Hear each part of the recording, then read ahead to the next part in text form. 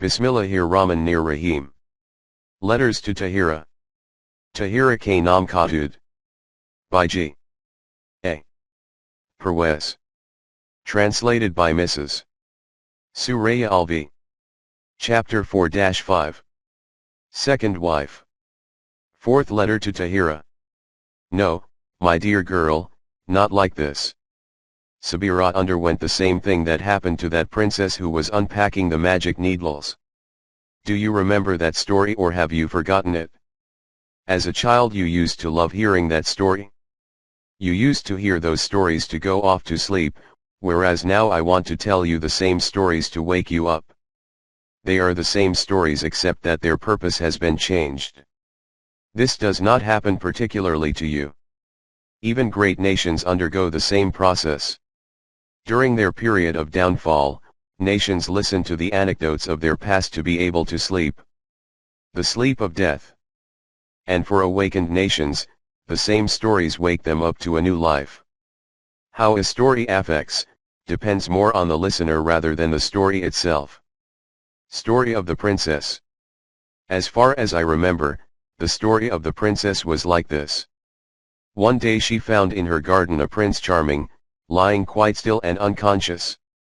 The whole of his body had been pierced with pins. This scene frightened the princess. She was about to run away screaming when she heard a voice from somewhere, beckoning her not to feel afraid.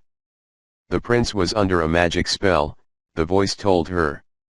These needles could be removed from the body, one per day.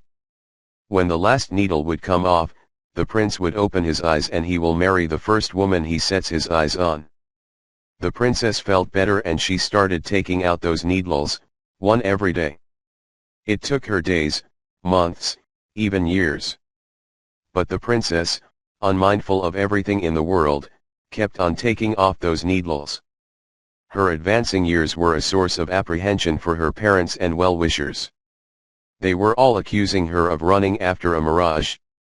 But she would not listen to anyone, shunning all the luxuries of the world. She was following her craze of the prince and his needles. She kept working on it for 12 years. Now there were only a few needles left, 8, 6, 4, 2 and then 1. When the last needle was left, the princess's happiness knew no bounds. Her whole world was awakening. She was imagining how the prince would wake up smiling and how they would get married. How her dream of 12 years would come true. She thought she should don her bridal dress before she takes out the last needle. So she busied herself in getting ready. She had a maid who knew everything. The minute the princess turned her back, the maid guiltily took off the last needle. The removal of the last needle made the prince wake up smiling, and thanking the maid 1,000 times for his release, he took her away to get married. When the princess came back after having her bath and changing, she found the prince missing. She could not bear this shock and lost her mind. That maid became the princess and the mad princess started gleaning the cities and jungles for her prince. This was the story that your grandma used to tell to you before you went to sleep. And after hearing this story you used to remark angrily, if I could get hold of that maid, I will tie her to a tree and beat her black and blue until she releases the prince to the princess. Zaidi and Sabira. My daughter, the same thing happened to Sabira.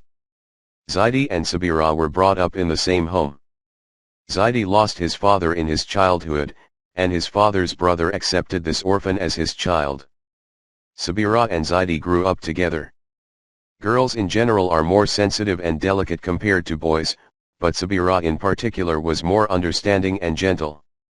When she came to know that Zaidi was an orphan, she felt more sympathetic towards him. She would display her feelings by saving whatever fruit or sweet she got and giving it to him quietly on his return from school. In the same manner whatever monetary gifts she would receive on Eid, she would give them to Zaidi. In childhood the motive for her innocent sympathies was that Zaidi did not have a father. Perhaps because of these sympathetic gestures, or maybe due to some unconscious sentiments, even Zaidi, in his heart, kept on becoming closer to Sabira. Until one day when he matriculated he whispered to his aunt, his wish of getting married to Sabira. Everybody in the family opposed this proposal tooth and nail, including Sabira's mother. Zaidi's widowed mother was very much in favor of this match, but her poverty and widowhood were blocking her way. She could not dare mention such a proposal. This friction remained in a family for some time, and Sabira remained silent. One day while talking to a neighbor, it slipped from Sabira's mother, how could she marry her daughter to a person who had been brought up on their charity? When Sabira heard this, she could not contain herself, and breaking the ice, she told her mother that it was no good that she hated an orphan. God ordains us to respect them. Now come what may, I am going to marry this poor orphan. Zaidi always used to say, that the best day in his life was when Sabira asserted her will in front of her mother. Therefore, they got married. Sabira's thriftiness. Sabira was a thrifty girl. In fact, a clerk lives from hand to mouth. Over and above themselves, it was his family of 2 brothers, a sister, and a widowed mother to be procured for, and a loan of his father to be paid. But Sabira managing the house so efficiently that nobody could guess that they were so poor. This management included quite a bit of sacrifice on the part of Sabira in favor of her husband and his family. Whenever she had some free time, she used to collect some sewing orders from the neighborhood, which used to supplement her income. Sabira had to work very hard, but she was happy to see her husband happy, and the thought of being able to look after and fully support a poor and needy family used to make her feel good. Zaidi was quite contented, but for a wish that he could get better education. When Sabira noticed her husband's chagrin, she started encouraging him. She first suggested that after office hours, he join some evening classes in a college. But to do this, Zaidi had to give up that tuition which he was giving for the last 1 year to earn 25 rupees. This idea was blocking Zaidi's way. Sabira solved this problem by herself, teaching 3 neighboring children in the evening for 30 rupees per month. Gradually Zaidi obtained his BA degree. After this he wanted to do his LLB degree to become a lawyer. For this he had to give up his job because in those days, there were no evening classes for law. Sacrifice and hard work. This stage was very difficult. In fact, it was rather impossible. But Sabira told Zaidi not to worry. If this is what you intend to do, then leave your job. I shall start teaching children during the day and work harder with my sewing. You continue your law education. I will look after myself and procure for your education too. So Zaidi joined law college, and Sabira surprised the world by putting her words into action and did exactly what she said she would do. She used to be so busy that on some days, she would only get 3 or 4 hours of sleep.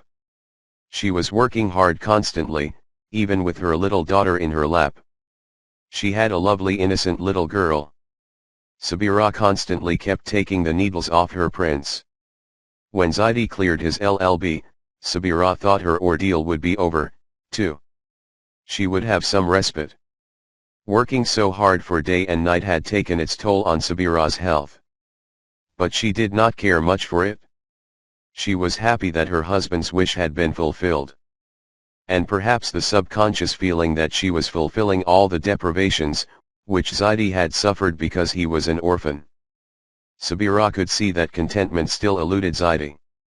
There was something, which still troubled him. She tried asking him many times, but Zaidi brushed her inquiries away. At last one day, upon her insistence, Zaidi told her what he had been wishing since his childhood, that he would go abroad and become a barrister. He would then be a big leader. People would come to listen to his speeches and would take him out in processions. They would be cheering him heartily. Then I would become a member of the assembly and later a minister. But all these wishes seem to be destined to remain buried in my heart. I am not worried for my mother since she is living with the younger brother. I am worried on your account only. If you could fend for yourself, then I could go abroad for my higher education. But there seems to be no way out of this predicament. Sabira listened to all this very carefully, but did not reply. After 2 or 3 days she said to Zaidi, I have done some deliberation over this problem. Do not worry on my account. I can fend for myself and our daughter. You go ahead. May God fulfill your intentions. And it would be my pleasure to see your efforts bear fruit. The biggest hurdle is the fare to go abroad. Make my jewelry your stepping stone. And there is nothing else to worry about. Zaidi was stunned to hear this. His eyes were moist and he could not speak. He hugged Sabira and cried. When after a while he could control his emotions, he could only stammer and say, Sabira, you are an angel from heaven and not a woman. You should be adored. I did not deserve you. There is nobody on this earth luckier than I am who has got a wife like you. Whatever I am feeling, I do not know how to express it. Sabira, you really deserve all the adoration. All your life has been one of constant love and sacrifice, and I feel so ashamed that I have not been able to do much for you. Rather, I have been the cause of so much worry and discomfort to you. This was quite naive on my part to be wishing to go abroad. I know you'll have to undergo a lot of inconvenience for it. I do not want to trouble you anymore. I give up the idea of going abroad. This is no justice that I would have all my wishes fulfilled and you undergo a life of constant worry.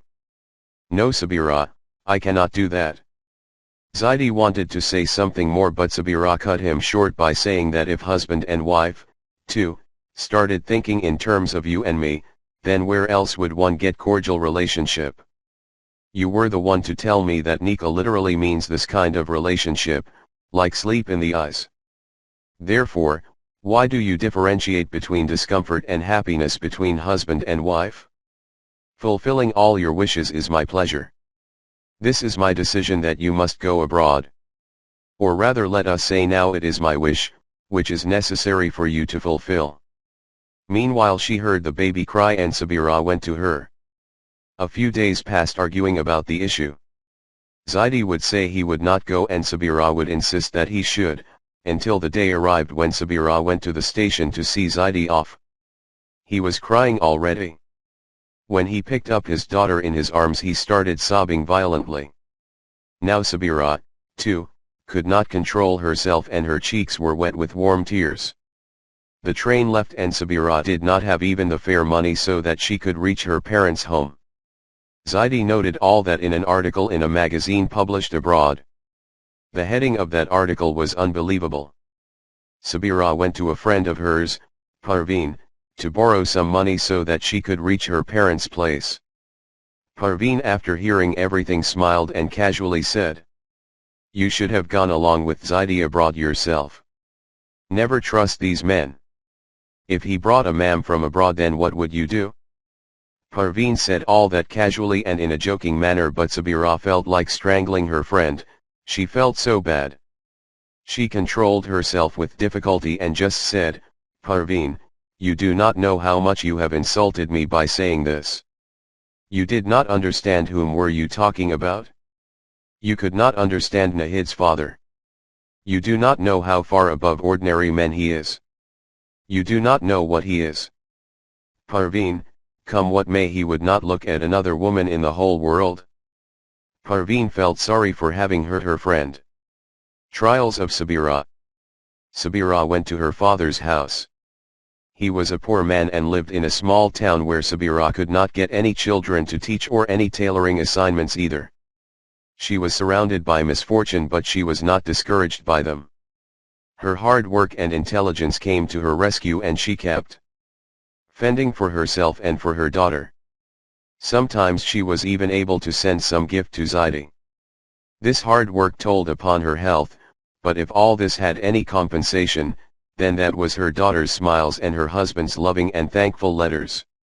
So when she used to lie down at night, tired, she would hug her daughter and would start thinking of the easy life ahead. She would count the days after which Zaidi would come back. Then she used to weave her web of happiness and would imagine how heavenly it would be when he would come back. She would be able to gather all the happiness in the world along with her husband and daughter. There would be songs of joy on her lips. Her eyes used to get moist with such happy thoughts. And then would go off to sleep, enclosing her tears of joy within her eyelids as a pearl does in its chamber under the waves of the ocean, forgetting all the trials and tribulations of life. Sabira kept on taking out the needles from her prince's body until just a few were left. As these needles kept on becoming less and less, they brought back the freshness on Sabira's face. Now there were a few months left for Zaidi's return. But Sabira felt that just as she was becoming more enthusiastic about his coming back, his letters had become devoid of love and more mechanical, and their frequency became less than before. It had been a constant link before and she, due to her preoccupation, had to excuse herself for not replying sooner. Now it was the other way round. Sabira had to complain for not getting a reply to all her letters. The needles were becoming less and less, but Sabira's heart had been pounding quicker than before. She could not understand the reason for this change. Sometimes she would have apprehensive and eerie ideas, but then she would brush them off as superstitions. She would ask Zaidi about the date of his coming back, but he would beat about the bush. And the estimated date of return passed and Zaidi did not come. Now Sabira became tongue-tied. Many weeks passed. It had been so many days since she had heard from Zaidi. One day Sabira was sitting quietly, thinking about this, when the postman called. Sabira eagerly went to the front door and took the letter. It was of foreign mail. She opened it hurriedly only to find a newspaper cutting inside the envelope. It was a photograph of Zaidi, along with a young girl, and the caption read, "This newly married couple is proceeding to Switzerland for their honeymoon." Sabira staggered and fell down. When she opened her eyes, she was in a hospital. The doctor motioned the nurse to show her Nahid. Sabira patted her daughter's head and said in a stammer, "My dear, I still have to live for you." And she fainted again. After a few days the hard-boiled Sabira came home. She did not write anything to Zaidi. Neither did he write any letter. However, Sabira's old father wrote a letter to Zaidi. In reply to that he wrote back, "I do not know what crime I have committed to deserve this dressing down which I am getting. When religious law allows it, then who are you to be objecting to it? I care for Sabira more than you. I am responsible for them morally and religiously. I am not a mean person that I shall be evading my responsibilities. I am a gentleman and I intend fulfilling my obligations like a gentleman. Sabira can live wherever she feels happy. Her happiness would be my happiness. I will keep on sending her maintenance. If she wants to follow another path for her life, even then I would not be a stumbling block. I have already said that her happiness makes me happy, too." When Sabira's father replied this letter, Zaidi's next letter contained a divorce for Sabira. "Dear Tahira, take heart, and wipe off your tears and read the whole letter. Look at me. How do I start relating these stories to you, with a heavy heart? Either do not ask me to tell you such harrowing stories, or if you do ask, then have a heart to be able to listen to such tales of woe. Now Mr. Salahuddin Ahmed Zaidi, Barat Law, is leading a gilt-edged life. A palace to live in. A car. Servants. Separate servant and nurses for the madam. Nanny for children. He has attained a high status in modern society because both husband and wife are quite social. They are known in the clubs. Newspapers take a note of them, too. Now he is thinking of becoming a leader. Since it is easier to become a leader through religion, Mr. Zaidi is advising the nation to become true and real Muslims. He delivers emotional speeches about Islam. He writes lengthy articles in which he tries to depict the true picture of Islam. He is about to become a leader, and you know that a ministry is 2 steps away. Sabira's condition. He is leading this kind of posh life, and poor Sabira, on the other hand, is marking time on her life in her parents' home. Nobody has ever heard her talk about this topic. But we have heard that when Nahid pesters her for a story at night, then she relates the story of the prince with needles, whereupon Nahid goes off to sleep. But Sabira keeps on laughing her crazy laughter. Sometimes she automatically utters words such as religious law, morality, gentle manliness, responsibility, and then laughs out so loudly that it sometimes wakes up the people at home. Then her old father comes and says only this, "Dear Sabira, take heart. You said you would live for Nahid." This brings Sabira to tears, tears that are wiped by Mary's cloak, and then Sabira goes off to sleep. Who is the culprit? I agree with you, Tahira. Here Zaidi is not the only culprit. The bigger culprit is our society, which not only recognizes such culprits, but gives them a high status. Whereas these people should not be allowed to come near decent people. The humanitarian level is far too high.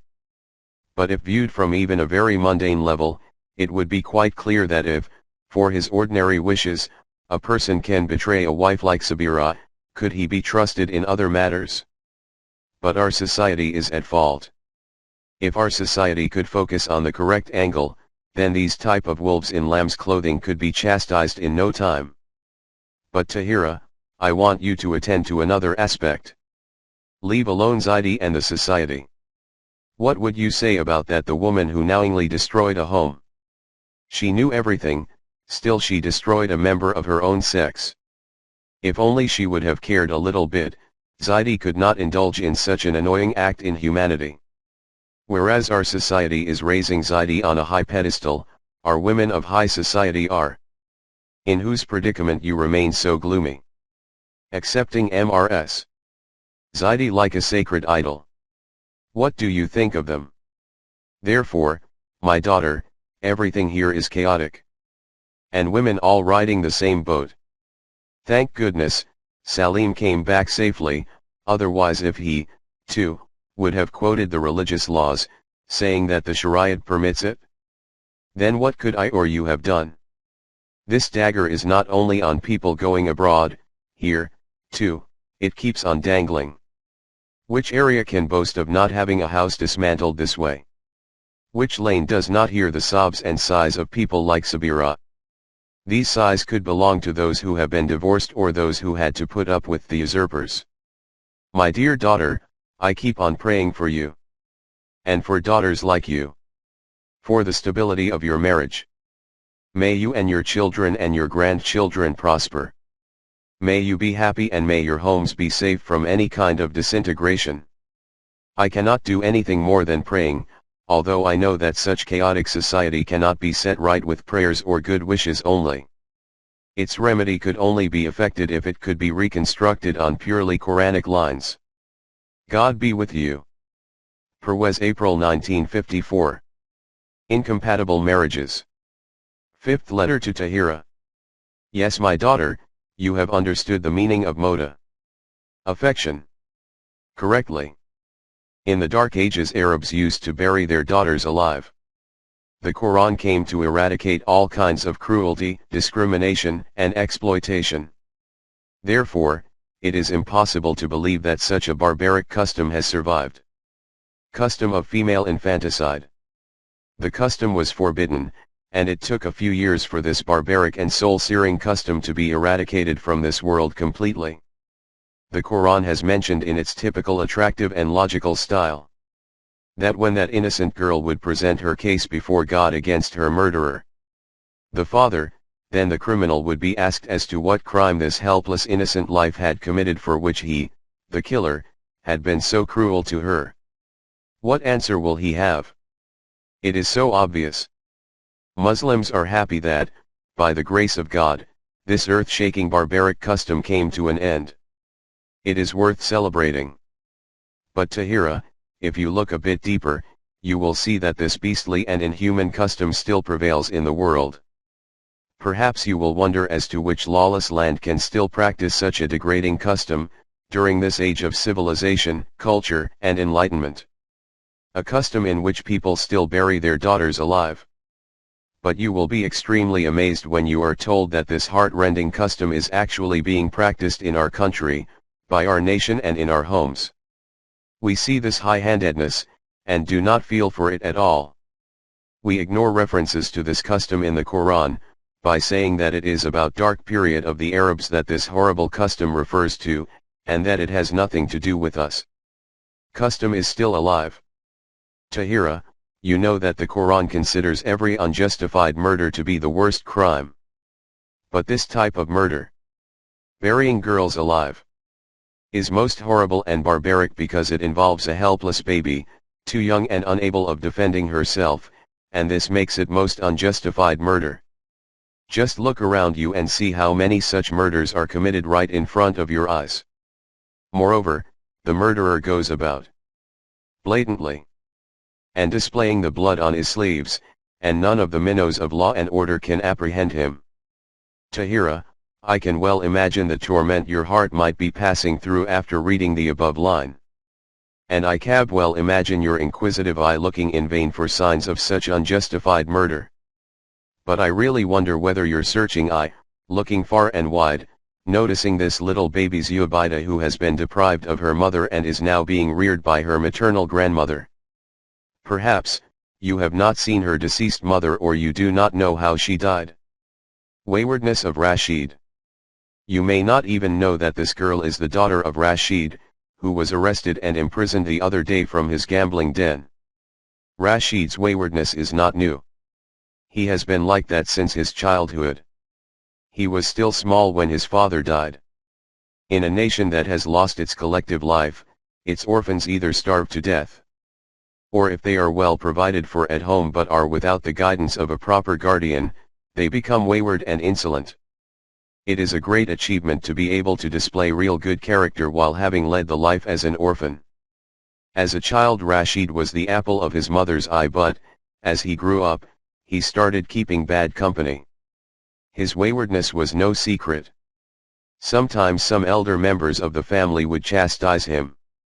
But it was not really like the concern of a real father who, even if his child was being insolent or rude, would still do not give up worrying about its welfare. Mother used to simmer with anguish, but who would listen to her? Shakira's mother. Rashid was a worthless vagrant, and nobody liked him. But God knows what came into Shakira's mother's head, that she insisted on giving her daughter's hand in marriage to Rashid. Their family opposed it. Relatives and near and dear ones were all against it. And the neighbors and residents of the area, in fact anybody who heard about it, opposed it. But she turned a deaf ear to everybody. Leave alone everybody else, even Rashid opposed this proposal. But Rashid's and Shakira's mothers were in favor of it. If ever anybody would question Shakira's mother, she would bluntly reply that, I had given my daughter to my sister, when my baby was still a suckling. Now I shall either send her in a palanquin to my sister's house, or her coffin would depart from my threshold.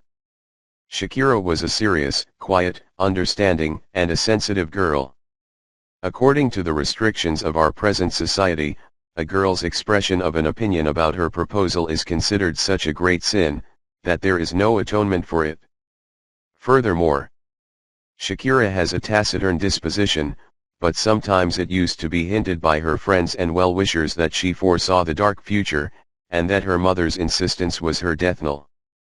Her last ray of hope was that Rashid himself was against this proposal. This might save her from hell. Wedding. But then it was the obstinacy of Rashid's mother. If you oppose me, son, I shall take poison and commit suicide. I have given word to my sister and now I cannot back out of it, she insisted. The result was that they fixed a date, the marriage party came and all the rituals were performed. At the end, just before the send-off, they thought of another custom. The registrar of marriage contracts, the witnesses, and even the bridegroom, all knew about how both of them had been brought together unwillingly. But because of the fear of the groom's mother's annoyance, the bride's social stigma, the witness's integrity and the priest's greed for his fee, nothing was considered amiss in the will of God and the Nabi's sunnah. The marriage ceremony was performed. The relevant sermon was delivered. People offered lengthy supplications. Trumpets were blared, congratulations were bestowed. The bride was brought home, which was suitably adorned. Tahira, just ponder on that relationship of matrimony. Nikah, which Quran calls a solemn covenant. 4:21. and the prime condition for which is that both parties execute it willingly. Only pondering over all its aspects, should anything be decided for the future. But performing it the way it was performed for Shakira is openly ridiculing the divine law.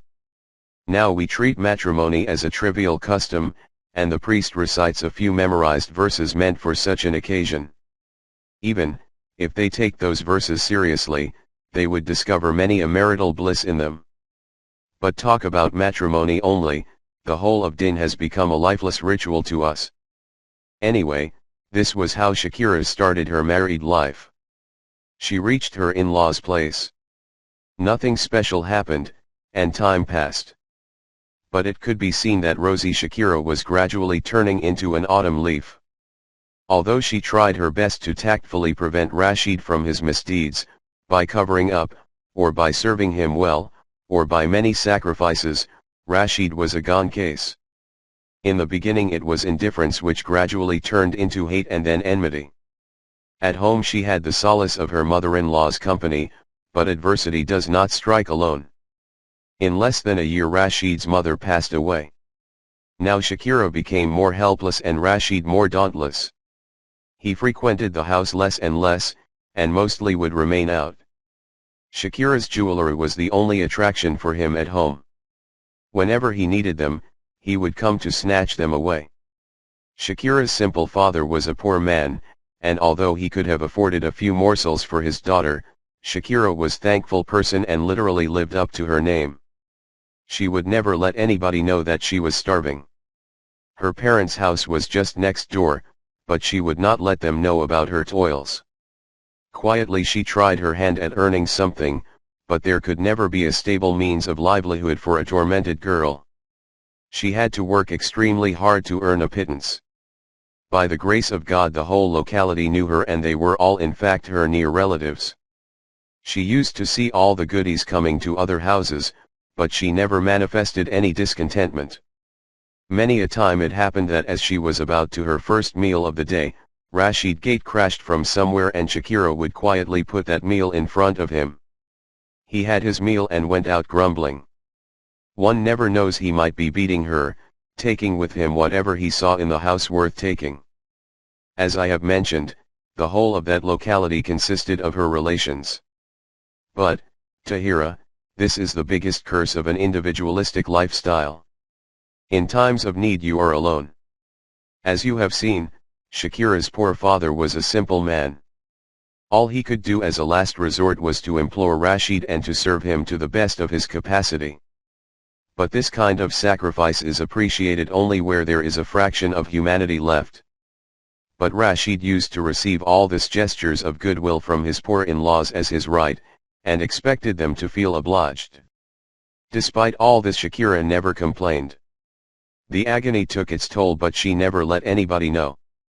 She would cry when alone, but nobody ever saw her eyes moist. Her condition became known when her constant crying affected her eyesight. Her eyes ached for 2 months.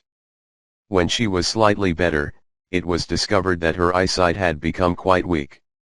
Now she could not do any of those things through which she previously used to earn money. Whatever was in the house was gradually taken by Rashid. Finally Shakira could not hide her malady. She had become skin and bones. Her friends would suggest that it was no use worrying, because worrying would not help. She would hear them and smile, and you could see every pain written in her eyes in bold letters. She would become quiet, and her condition kept on deteriorating day by day. Rashid could not care less that a precious life was dwindling. Goodness knows since when she was having fever, but she never told anybody. When it became constant, it was discovered that she was suffering from chronic fever. It was winter and on one cold evening, somebody mentioned that police had arrested Rashid on some vagrancy charges, and that they were not letting him off because he could not pay the required 10 rupees. Shakira was wearing a woolen shawl, her last asset and her lifeline.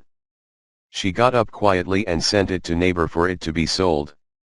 Although it was a fine shawl, she could hardly get 10 rupees for it. She took the money and gave it to Rashid's uncle to pay the fine. Now she could not even protect herself against cold. Fever persisted and her life was like a lamp on its last flicker. With difficulty, her mother brought Shakira to her house and whatever treatment she could afford, was being given to her daughter. Shakira had become all the more quiet. When she saw her parents struggling for medicines or resorting to prayers for her well-being, she would ask a friend of hers to tell parents not to resort to any treatment, and to let her die. Eternal silence. Rashid never turned up, even by chance, to inquire about her welfare. Then one day he did come and sat near Shakira's bedhead. She looked up raising her eyelashes. Saw Rashid and smiled. The same smile that would reveal the depth of her heart on seeing every new trouble, and which was like a surgeon's knife cutting through all our man-made laws and restrictions.